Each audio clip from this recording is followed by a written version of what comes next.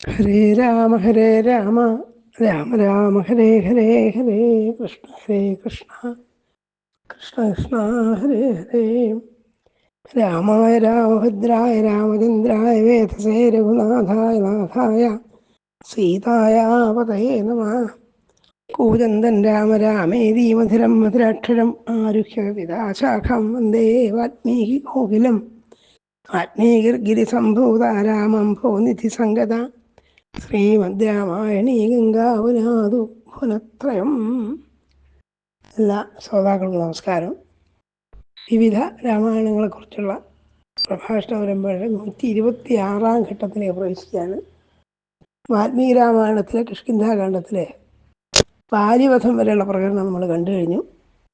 ഈ ഭാഗങ്ങൾ മറ്റ് രാമായണങ്ങളിൽ എങ്ങനെയാണ് വർണ്ണിച്ചിട്ടുള്ളത് സാമാന്യമായി നോക്കുകയാണ് അടുത്ത ലക്ഷ്യം. അതിൽ പ്രധാനമായിട്ടുള്ളത് അധ്യാത്മരാമായണമാണ്. അധ്യാത്മരാമായണം മൂലത്തെ ആശ്രയിച്ച് ഏറെക്കുറെ അതിൻ്റെ പൂർണ്ണമായൊരു തർജ്ജമ തന്നെയാണ് എഴുത്തച്ഛൻ്റെ കിളിപ്പാട്ട്. പദാനുപദമല്ല എന്ന് മാത്രമേ ഉള്ളൂ. ചില ഭാഗങ്ങളിൽ വിസ്തരിക്കുകയും ചിലത് കുറയ്ക്കുകയും ചെയ്തിട്ടുണ്ടെങ്കിലും പ്രധാന വിഷയങ്ങളൊക്കെ മൂലഗ്രന്ഥത്തെ അനുപദം അനുസരിച്ചുകൊണ്ടാണ് എഴുത്തച്ഛൻ ചെയ്തിട്ടുള്ളത്. അതുകൊണ്ട് എഴുത്തച്ഛൻ്റെ കിളിപ്പാട്ടിനെ അവലംബിച്ചാണ് നമ്മൾ വാൽമീകി രാമായണത്തിനും അധ്യാത്മരാമായണത്തിനുള്ള വ്യത്യാസങ്ങൾ ചൂണ്ടിക്കാണിക്കുന്നത്. അധ്യാത്മരാമായണത്തിലെ മൂലത്തിലെ കാര്യം ആദ്യം പറഞ്ഞ് അതിനുശേഷം കിളിപ്പാട്ടിലെ കാര്യം പറയുമ്പോൾ ആവർത്തനം വളരെ വേണ്ടി വരും. ആവർത്തനം ഒഴിവാക്കാൻ വേണ്ടിയിട്ട് ഭൂരിപക്ഷ ആൾക്കും പരിചയമുള്ളതും അധ്യാത്മരാമായണം കിളിപ്പാട്ടാണ്. അപ്പോൾ ആ കിളിപ്പാട്ടിൽ എങ്ങനെയാണ് വാൽമീകി രാമായണത്തിൽ നിന്ന് വ്യത്യസ്തമായിട്ട് ചിത്രീകരിച്ചിട്ടുള്ളത് അത് തന്നെയാണ് അധ്യാത്മരാമായണം മൂലത്തിലുള്ളത്. അധ്യാത്മരാമായണം മൂലവും കിളിപ്പാട്ടും തമ്മിലും ചെറിയ ചില വ്യത്യാസങ്ങളുണ്ട്. അത് അതാ സമയത്ത് ചൂണ്ടിക്കാണിക്കാം. അപ്പോൾ കിഷ്കിന്ധാകാന്ഡത്തിൻ്റെ ആദ്യത്തിലെ പമ്പാസരസിനെ വർണ്ണിക്കുന്നത് ആണ് വാൽമീകി രാമായണത്തിലുള്ളത്. അതേപോലെ തന്നെയാണ് അധ്യാത്മരാമായണം മൂലത്തിലും കിളിപ്പാട്ടുമുള്ളത്. പക്ഷേ മൂലഗ്രന്ഥത്തിൽ വാൽമീകി വളരെ വിസ്തരിച്ച് 100-ലധികം ശ്ലോകങ്ങളെ കൊണ്ടാണ് ഈ പമ്പാസരസിനെ വർണ്ണിച്ചിട്ടുള്ളത്. അതൊക്കെ നമ്മൾ കേട്ട് കഴിഞ്ഞാണ്. ഇവിടെ അത്രയൊന്നും വിസ്തരിക്കുന്നില്ല സ്വാഭാവികമായിട്ടും. കാരണം അധ്യാത്മരാമായണം വാൽമീകി രാമായണത്തിൻ്റെ 4-1 വലുപ്പം കൊണ്ടുള്ളൂ. അപ്പം അതിനനുസരിച്ച് ചെറിയ രൂപത്തിലാണ് വർണ്ണനകളൊക്കെ കാണുക.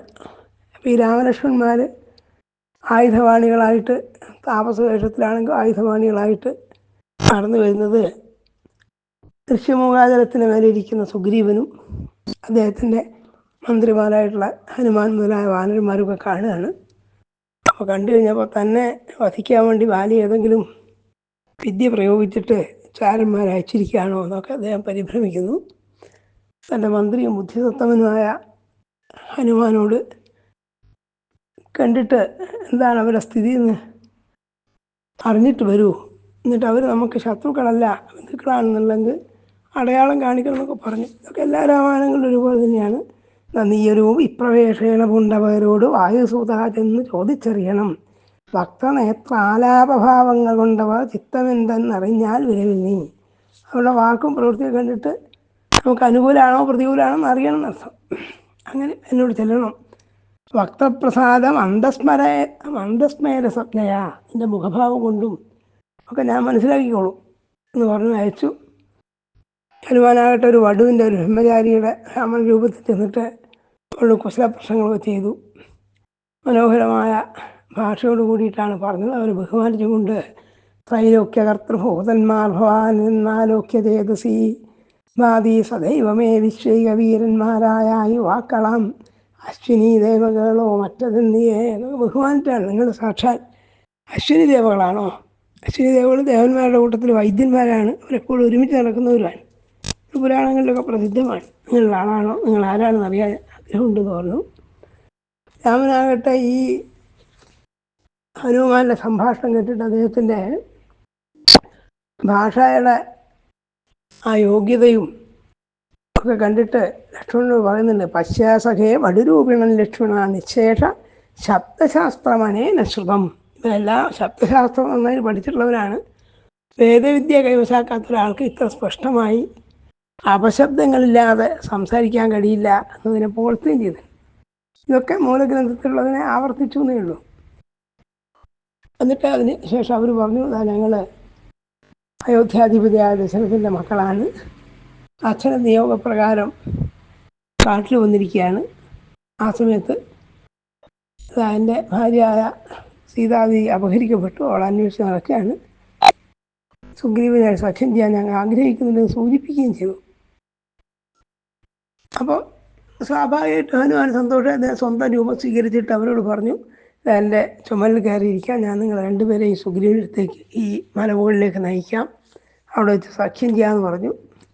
അതൊക്കെ സാധാരണ പോലെ പറഞ്ഞിട്ടില്ല. പോകാമ സ്കന്ധമേറിയിടുവിൻ നിങ്ങൾ ആകുലഭാവം അകലെ കളഞ്ഞാലും, അങ്ങനെ പറഞ്ഞിട്ട് ഈ രാമലക്ഷ്മണന്മാരെ തൻ്റെ തോളിലേറ്റിയിട്ട് പർവ്വതത്തിന് മേലെ കയറി അവിടെ ചെന്നിട്ട് സുഗ്രീവനോട് പറഞ്ഞു, ഭീതികളാക നീ മിത്രഗോത്രേ വന്നു ജാതന്മാരായൊരു യോഗേശ്വരന്മാരിവർ ശ്രീരാമലക്ഷ്മണന്മാർ എഴുന്നള്ളിയ ആരെയും പേടിക്ക വേണ്ട ഭവാനിനി.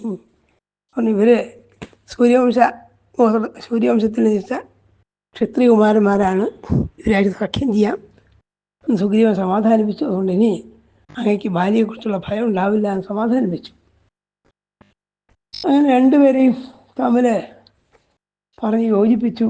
അവിടെ വെച്ചിട്ട് അഗ്നിസാക്ഷിയായിട്ട് സഖ്യവും ചെയ്തു അവർ തമ്മിൽ. വ്യഗ്രിയായേതുമേ രാവണൻ തന്നെയും നിഗ്രഹിച്ചാശ നൽകിയിടുവൻ ദേവിയെ, കൈക്കൊള്ളുക ധൈര്യം ധരിത്രീപഥേ വിഭോ എന്ന് സുഗ്രീവൻ പറഞ്ഞു. ഞാൻ എൻ്റെ വാനന്മാരെ അന്വേഷിച്ചിട്ടും അവരുടെ സഹായത്തോടു കൂടി രാവണനെ കൊന്നിട്ട് സീതയെ അങ്ങേക്ക് തിരിച്ചു കൊണ്ടുവന്നിരിക്കുന്നുണ്ട്. ബാലിയെ വധിച്ചു കൊള്ളാമെന്ന് രാമനും പ്രതിജ്ഞ ചെയ്തു. അങ്ങനെ ഇരിക്കുന്ന സമയത്ത് ഭാര്യയുടെ പഴയ കഥകളൊക്കെ മൂലഗ്രന്ഥത്തിൽ വാൽമീകി വർണ്ണിക്കുന്ന പോലെ തന്നെ അധ്യാത്മരാമായണ മൂലത്തിലും കിളിപ്പാട്ടിലും കാണാം. പക്ഷെ പ്രധാന വ്യത്യാസമുള്ളത്, മായാവിയായിട്ട് യുദ്ധത്തിന് പോയ സമയത്ത് മായാവി, നേരത്തെ പറഞ്ഞ കഥകളൊക്കെ ഓർമ്മിക്കണം, മായാവി ഒരു വലിയ ഗുഹയിലേക്ക് കിടക്കുക ഇത് ഭാര്യയെ ഭയന്നിട്ട്. അങ്ങനെ ഗുഹയിലേക്ക് കടന്ന സമയത്ത് മൂലഗ്രന്ഥത്തിൽ വാൽമീകി പറയുന്നത് സുഗ്രീവനോട് പറഞ്ഞു, നീ ഈ ഗുഹ ദ്വാരത്തിൽ കാവൽ നിൽക്കണം, ഞാൻ വരുന്നവരെ എന്ന് പറഞ്ഞെന്ന് മാത്രമേ. പക്ഷേ എഴുത്തച്ഛൻ്റെ കിളിപ്പാട്ടിലുള്ളത് കുറച്ച് വ്യത്യാസമായിട്ടാണ്. അവിടെ പറയുന്നത്, ഞാൻ ഇതിൻ്റെ അകത്തേക്ക് പോവാണ്, ഞാൻ കൊല്ലപ്പെട്ടു, ഞാനാണ് മരിച്ചെന്നുണ്ടെങ്കിൽ പുറത്തേക്ക് രക്തം ഒഴുകി വരും. ഇനി ഈ അസുരനാണ്, ഈ മായാവിയാണ് മരിക്കുന്നതെങ്കിൽ പാല് ആണ്, ആ വെളുത്ത ഒരു ദ്രാവകമായിരിക്കും വരിക എന്ന് പറഞ്ഞു എന്നാണ്. ഇത് വാൽമീകി പറയാത്ത കാര്യമാണ്. അധ്യാത്മരാമായണ മൂലത്തിൽ യഥാർത്ഥത്തിൽ അങ്ങനെ ഒരു സംഭവമില്ല. എഴുത്തച്ഛൻ്റെ സ്വന്തം കൽപ്പനയാണ്. എഴുത്തച്ഛൻ വേറെ ഏതെങ്കിലും രാമായണത്തിൽ നിന്ന് സ്വീകരിച്ചായിരിക്കാം, നമുക്ക് അത്ര വ്യക്തമല്ല. ഏതായാലും ഇത് വാൽമീകി പറയാത്തൊരു കാര്യമാണ്. എഴുത്തച്ഛൻ പറയുന്നത് എന്താണിതാ, ഞാനിതിൽ പൊക്കിവൻ തന്നെ ഒടുക്കുവൻ നൂനം വിലദ്വാരി നിൽക്ക നീ നിർഭയം, ക്ഷീരം വരികയിൽ അസൂരൻ മരിച്ചിടും ചോരാവരികയിൽ അടച്ചു പോയി വാഴുക നീ. ഈ അസുരനാ മരിക്കുന്നതെങ്കിൽ ക്ഷീരം തന്നെയാണ് അവിടെ പ്രയോഗിച്ചത്, പാലാണ് പുറത്തേക്ക് ഒഴുകുക. ഞാനാണെങ്കിൽ രക്തം വരും.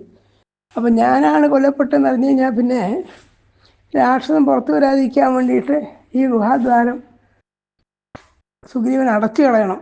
എന്നാൽ പിന്നെ ഈ ഗുഹയിൽ പെട്ടിട്ട് ആ അസുരൻ അന്ത്യം ഉണ്ടാവും എന്നായിരിക്കണം ഉദ്ദേശം എന്നും പറഞ്ഞിട്ട് ബാലി പോയിന്ന്. ഇത് മൂലത്തിലില്ലാത്തതാണ്. കാലം കഴിഞ്ഞു.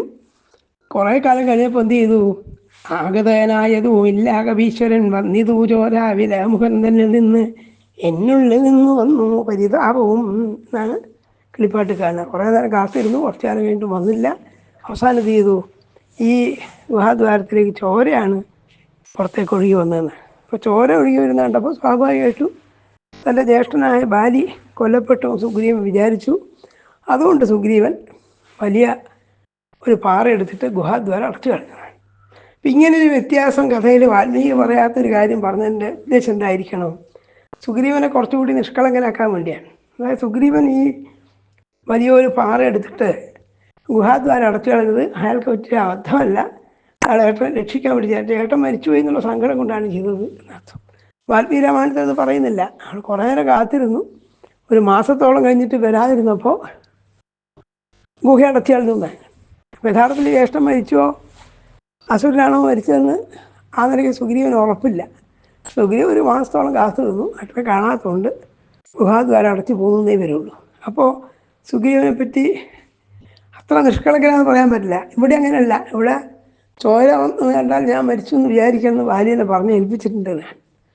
അങ്ങനെ ഇരിക്കെ ചോര വന്ന് കണ്ടപ്പോൾ ജ്യേഷ്ഠനാണ് മരിച്ചതെന്നുള്ള പൂർണ്ണമായ ബോധ്യത്തിലാണ് സുഗ്രീവൻ ഗുഹാദ്വാരം അടച്ചു കളഞ്ഞത്. അപ്പോൾ സുഗ്രീവൻ അത്രയും നിഷ്കളങ്കനാണ്. സുഗ്രീവൻ രാമഭക്തനായ സുഗ്രീവനെ കുറേ കൂടി ന്യായീകരിക്കാനുള്ള ഒരു ശ്രമത്തിൻ്റെ ഭാഗം കൂടിയാണ് ഇങ്ങനെ എഴുതിയത്. അല്ലെങ്കിൽ മൂലത്തില്ലാത്തൊരു കാര്യം പറയേണ്ട കാര്യമില്ല. അപ്പം അങ്ങനെയാണ് അച്ഛൻ്റെ രാമായണത്തിലുള്ളത്. അപ്പോൾ സുഗ്രീവൻ തികച്ചും കുറ്റം ചെയ്യാത്തവനാണ്. ജ്യേഷ്ഠൻ്റെ നിർദ്ദേശം അനുസരിച്ച് പ്രവർത്തിച്ചെന്നേ ഉള്ളൂ എന്ന് വരും. ഇതാണ് ഒരു പ്രധാന വ്യത്യാസമുള്ളത്. പിന്നെ ബാക്കി എല്ലാ കാര്യങ്ങളും വാൽമീകി വർണ്ണിച്ച പോലെയാണ്, ചുരുക്കിയ വർണ്ണത്തിലുള്ളൂ മാത്രമേ ഉള്ളൂ. ദുന്ദുഭിയായിട്ട് യുദ്ധം ചെയ്തതും ദുന്ദുഭിയുടെ വലിയ ശരീരം എടുത്തു കഴിഞ്ഞതും മതങ്കാശ്രമത്തിൽ വീണതും മതംഗ മഹർഷി വാലി ഇവിടെ വന്നാൽ വരിയുടെ തല പൊട്ടിത്തെറിച്ച് പോകട്ടെ എന്ന് ശപിച്ചതും എല്ലാ കഥകളും സുഗ്രീവൻ പറഞ്ഞു. 7 സാലങ്ങൾ ഒറ്റ അമ്പുകൊണ്ട് മുറിക്കുകയാണെങ്കിൽ അങ്ങയ്ക്ക് ബാലിയെ കൊല്ലാൻ സാധിക്കും, ഞാൻ വിശ്വസിച്ചോളാന്ന് പറഞ്ഞു. ഏത് കുട്ടിക്ക് ബാലിയെ കൊല്ല ഇവരും ദൃഢം എന്നൊക്കെ കാണാം. ഇതൊക്കെ മൂലഗ്രന്ഥത്തനുസരിച്ച് തന്നെ പറയുക ചെയ്തത്. അങ്ങനെ രാമൻ ദുന്ദുഭിയുടെ വലിയ എല്ലും കൂടം പെരുവിരലുകൊണ്ട് തട്ടിത്തെറിപ്പിച്ചതും സപ്തസാരങ്ങൾ എഴുതി കുറിച്ചതും അപ്പോൾ സുഗ്രീവനെ ബോധ്യമായി. പക്ഷേ വാൽമീകി രാമായണത്തിൽ ഇല്ലാത്ത വിധം ഈ സംഭവങ്ങളൊക്കെ കഴിഞ്ഞപ്പോൾ സുഗ്രീവൻ കേമമായിട്ട് രാമനെ സ്തുതിക്കുന്നതായിട്ട് അധ്യാത്മരാമായണ മൂലത്തിൽ കാണാം. അത് ആധ്യാത്മികമായ സാക്ഷാൽ ജഗദീശൻ തന്നെയാണ് രാമൻ എന്നുള്ള അർത്ഥത്തിലുള്ള സ്തുതിയാണ്. ഈ സ്തുതി രാമായണത്തിലില്ലാത്തതാണ്. അതുപോലെ വേറൊരു വാൽമീകി രാമായണത്തിലില്ലാത്തതാണ്. വാൽമീകി രാമായണത്തിൽ ഉള്ളതായ ഒരു സംഗതി ഇവിടെ വിട്ടുകളയുകയും ചെയ്തിട്ടുണ്ട്. അത് ഒന്ന്, സീതയുടെ ആഭരണങ്ങൾ സുഗ്രീവൻ എടുത്ത് സൂക്ഷിച്ചത് രാമനെ കാണിച്ചു കൊടുക്കുന്നുണ്ടല്ലോ. അപ്പോൾ രാമനെ കാണിച്ചു കൊടുത്തു എന്നൊക്കെ വാൽമീകി രാമായണത്തിലുണ്ട്. പക്ഷെ അവിടെ വിശേഷമായിട്ടുള്ളത് തനിക്ക് നോക്കാൻ കഴിയില്ല എന്നിട്ട് ലക്ഷ്മണനോട് നോക്കാൻ പറയുന്നു. അപ്പോൾ ലക്ഷ്മണൻ ഇത് കണ്ടിട്ട് എനിക്ക് ആ ഏടത്തിയമ്മയുടെ പാദസരങ്ങൾ മാത്രമേ കണ്ട അറിയുള്ളൂ, അത് നിത്യം പാദാഭിവന്ദനാൽ ദിവസവും നമസ്കരിക്കാറുള്ളൂ അറിയാം, അല്ലാതെ അവളുടെ കുണ്ടലങ്ങളോ അല്ലെങ്കിൽ കണ്ഠാഭരണങ്ങളൊന്നും എനിക്കറിയില്ല എന്ന് പറയുന്ന പ്രസിദ്ധമായ ശ്ലോകം വാൽമീകി രാമായണത്തിലുണ്ട്. അത് മൂലത്തിലില്ല. ഒരു വ്യത്യാസമുണ്ട്. ഏതായാലും അതിനുശേഷമാണ് ഈ കാര്യങ്ങൾ പറഞ്ഞു. വളരെ സുദീർഘമായ സാമാന്യം ദീർഘമായ സ്തുതിയാണ് ഈ സാലവൃക്ഷങ്ങളൊക്കെ എഴുതി പൊട്ടിച്ചതിന് ശേഷം സുഗ്രീവൻ ചെയ്യുന്നത്.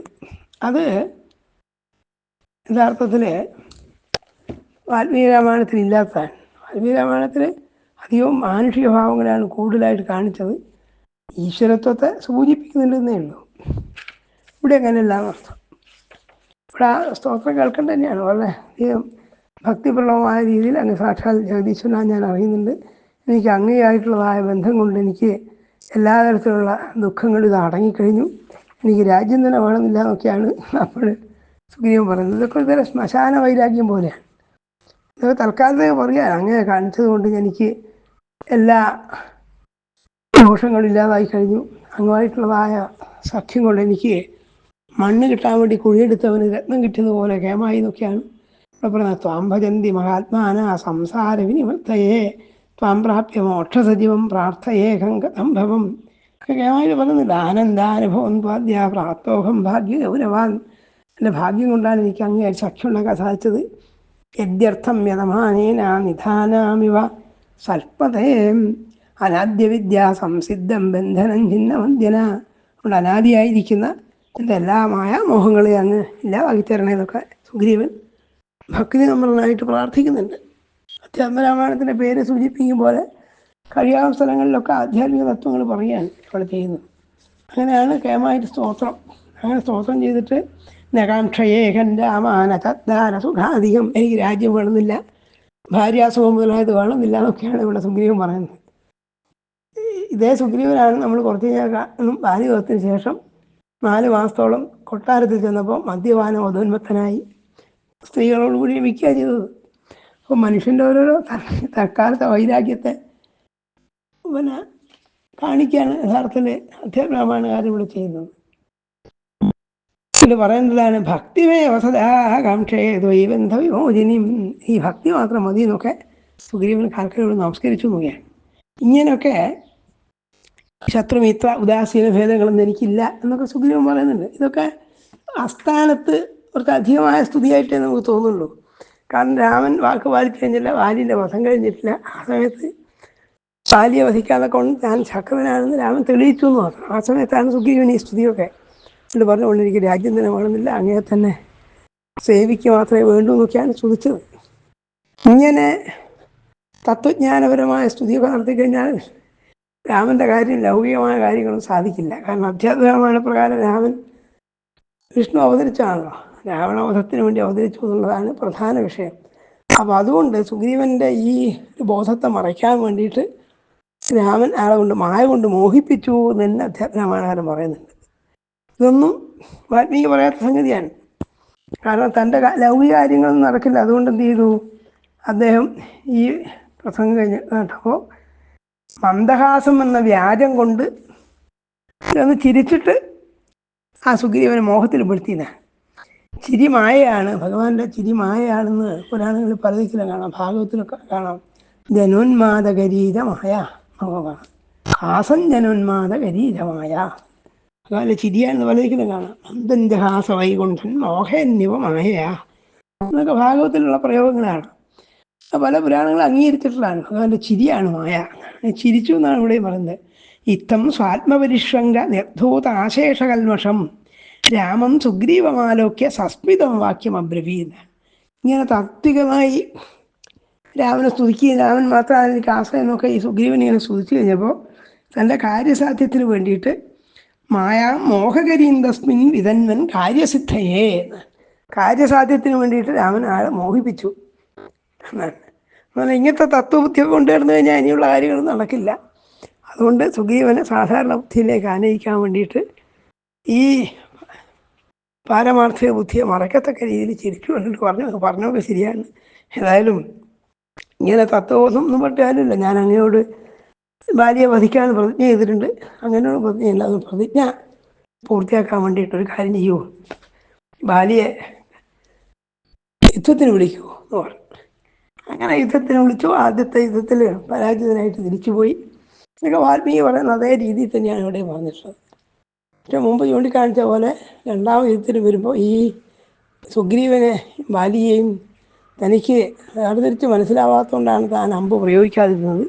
അതുകൊണ്ട് സുഗ്രീവന് തിരിച്ചറിയാൻ വേണ്ടിയിട്ട് ഗജപുഷ്പങ്ങളെ കൊണ്ടുള്ള മാല ചാർത്തിക്കാം ഈ സുഗ്രീവൻ എന്ന് പറയുന്നുണ്ട്. വാൽമീകി രാമായണത്തിലും അതുണ്ട്.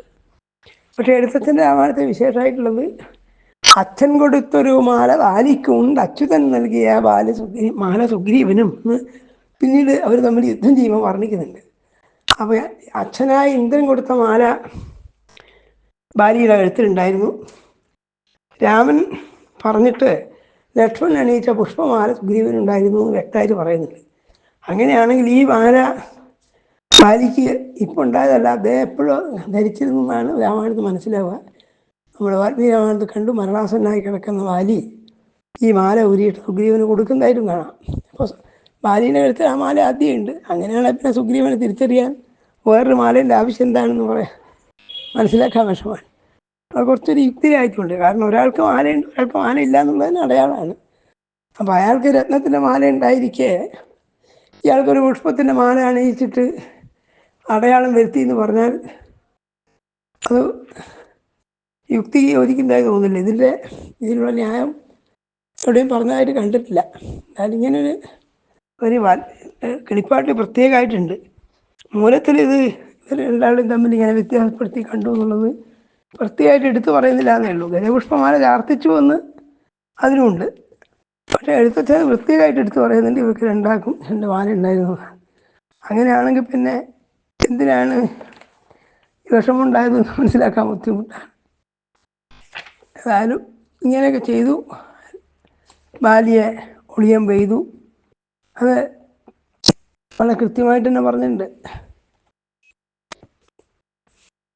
അച്യുതൻ നൽകിയ മാല സുഗ്രീവനും ഭേദമില്ലൊന്നുകൊണ്ടും തമ്മിലെങ്കിലും ഭേദിച്ച് തർക്കതനയനോ വിഗ്രഹം ഒക്കെയാണ്. അങ്ങനെ ഇരിക്കെ അഗ്രജ മുഷ്ടിപ്രഹാരങ്ങളൊക്കെ ആ സുഗ്രീവനേറ്റം തളർച്ചയുണ്ടെന്നതു കണ്ടു കാരുണ്യം കലർന്നു വേഗേന. എന്നിട്ടും സുഗ്രീവൻ തന്നെയാണ് രണ്ടാമത്തെ യുദ്ധത്തിനും ക്ഷീണം വരുന്നത് കണ്ടപ്പോൾ വളരെ വ്യക്തമായിട്ട് വെളിപ്പാട്ട് കാണാം. വൃക്ഷഖണ്ഡം മറഞ്ഞാശു മാഹേന്ദ്രമാമസ്ത്രം തൊടുത്തു വലിച്ചു. വൃക്ഷത്തിൻ്റെ കൂട്ടത്തിൽ വൃക്ഷം മറഞ്ഞു നിന്നിട്ട് അമ്പ ചെയ്തു, ഭാര്യ വീഴുകയും ചെയ്തു. അതിനുശേഷമുള്ള ഭാഗങ്ങളിൽ ഭാര്യ പരിഭവം പറയുന്നു, മറുപടി പറയുന്നതിലൊന്നും വലിയ വ്യത്യാസങ്ങളൊന്നും മൂലത്തിലുമില്ല, വാൽമീകി രാമായണത്തിലുമില്ല. പക്ഷേ താരയോട് ചെയ്യുന്ന ആധ്യാത്മികമായ ഉപദേശം ഈ അധ്യാത്മത്തിൽ വ്യത്യസ്തമായിട്ടുള്ളതാണ്.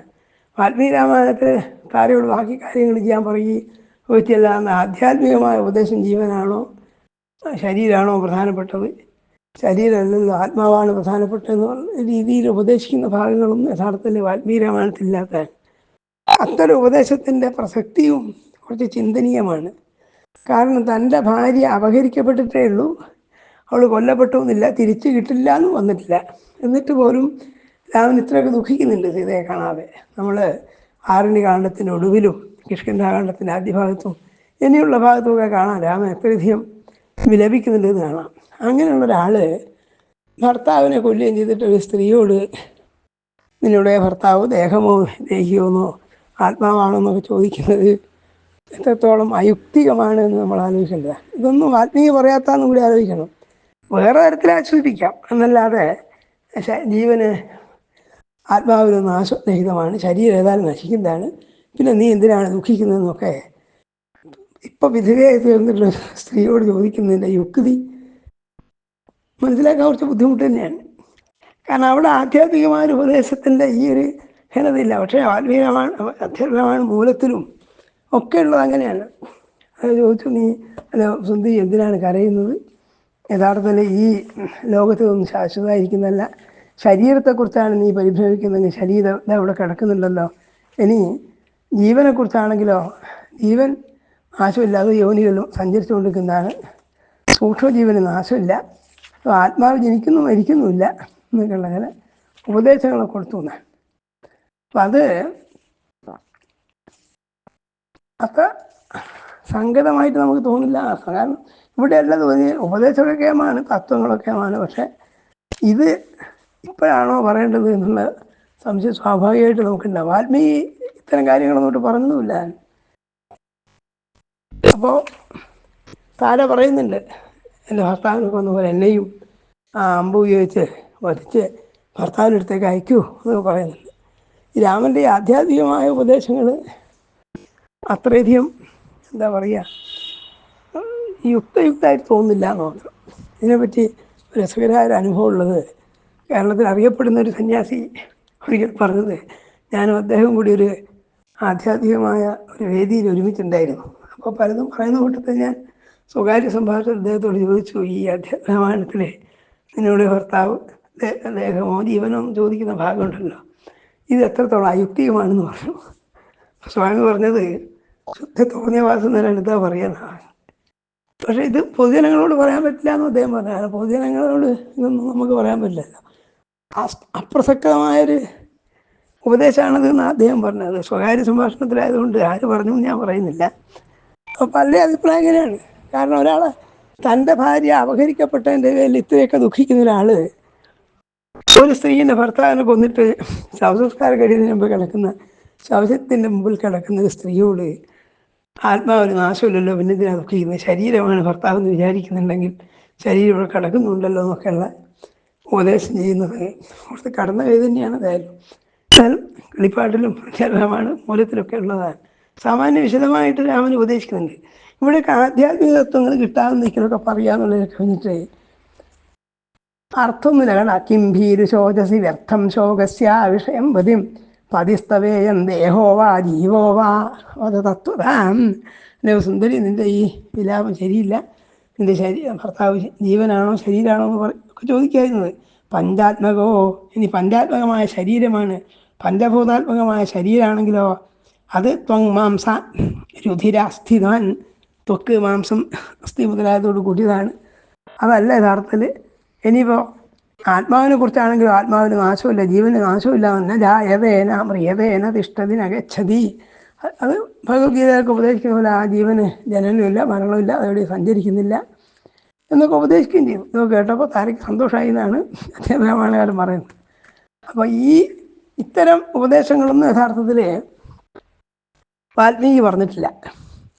അത് കഴിഞ്ഞതിന് ശേഷമുള്ള ഭാഗങ്ങളൊക്കെ വാൽമീകി രാമായണത്തിൽ നിന്നും അധ്യാത്മരാമായണത്തിൽ വ്യത്യാസങ്ങളൊന്നുമില്ല. ബാലിയെ അതികേമമായി സൽക്കരിച്ചു. പക്ഷേ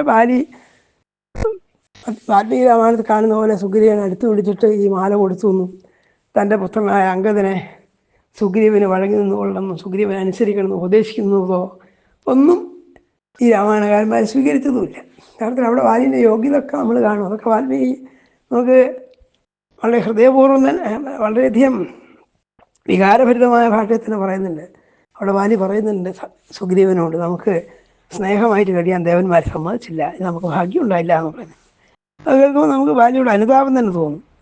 അത്തരം രംഗങ്ങളൊന്നും ആകട്ടെ ഈ രാമായണകാരന്മാരൊന്നും കാര്യമായി വർണ്ണിച്ചിട്ടുമില്ല.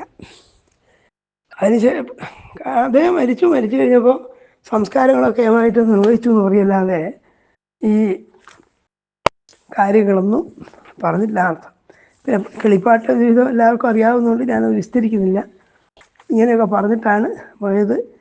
ഭാര്യയാകട്ടെ ഭഗവാനെ തന്നെ അഭയം പ്രാപിച്ചു എന്ന് പറയുന്നുണ്ട്. അതിനുശേഷം സുഗ്രീവനോട് വേണ്ടതുപോലെ സംസ്കാരം ചെയ്യാനൊക്കെ പറഞ്ഞു. അധികമായിട്ട് രാജകീയമായ പ്രാഭവത്തോടു കൂടി രാജാക്കന്മാർക്ക് ഉചിതമായ രീതിയിൽ ബാലിയെ സംസ്കരിക്കുകയും ചെയ്തു എന്നുള്ളത് ആണ് കിളിപ്പാട്ടിലെ വിഷയം.